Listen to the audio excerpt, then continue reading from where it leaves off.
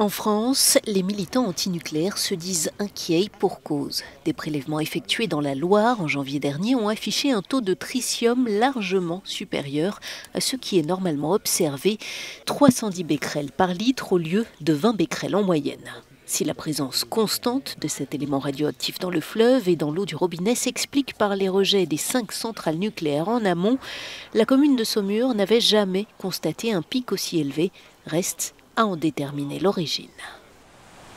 On n'a pas l'explication. Est-ce qu'on se trouve sur un incident ou un accident d'une des centrales et on est tombé ce jour-là par hasard dessus? C'est une première possibilité. Eux disent que non, sur Chinon, a priori, il n'y a rien eu. Une autre possibilité, ça pourrait être qu'on est tombé dans un fonctionnement normal. On est tombé au moment d'un relâché par Chinon, par exemple. L'autorité de sûreté nucléaire assure qu'elle mènera des investigations, mais elle tente de rassurer. Pour le gendarme français du nucléaire, le taux détecté ne présente aucun danger, car il reste bien en deçà du seuil limite des 10 000 becquerels par litre fixé par l'Organisation mondiale de la santé pour l'eau de boisson. Pour autant, les effets à long terme de cette micro-exposition font débat.